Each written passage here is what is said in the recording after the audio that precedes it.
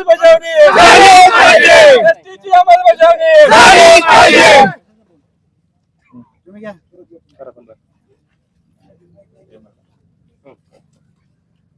गेल्या 70 वर्षापासून या महाराष्ट्र राज्यामध्ये धनगर समाज हा डॉक्टर बाबासाहेब आंबेडकरांनी 36व्या क्रमांकावर एसटी समावेश आहे हे स्वतः राज्यघटना देताना डॉक्टर बाबासाहेब आंबेडकरांनी तसं धनगर समाजाला न्याय देण्याचं काम केलं.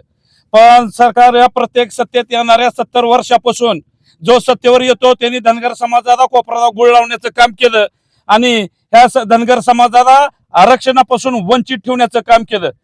त्यावेळेस आमचे भुडीबाबळी लोक होते जे त्यांना कळत नव्हतं, ज्ञात नव्हतं, त्यामुळं आमचा समाज हा खालोखार गेलेला आहे. आमच्या समाजाला आरक्षणापासून ह्या प्रत्येक येणाऱ्या 70 वर्षात जे बी सरकार येत आहे त्यांनी वंचित ठेवण्याचं काम केलंय.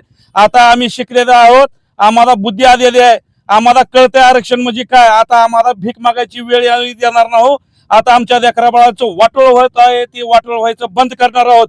आणि आज आम्ही धाराशिव मध्ये त्या हातला दिवेच्या ह्याच्यामध्ये जलसमाधीसाठी इथं आलेलो आहोत.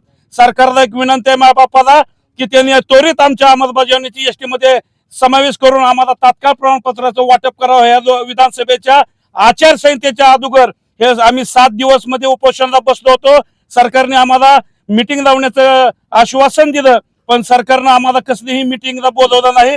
ह्या सरकारचा आम्ही धनगर समाजाच्या वतीने धिक्कार करतो. यांच्यावर आम्ही धनगर समाज अख्खा महाराष्ट्रातला ह्या सरकारला येणाऱ्या काळामध्ये जर आम्हाला आश्वासन देऊन आम्हाला जर एसटीचं प्रमाणपत्र नाही दिलं तर आम्ही त्यांना नक्कीच धडा शिकू आणि त्यांना ह्या सत्तेतनं हद्दपार करू.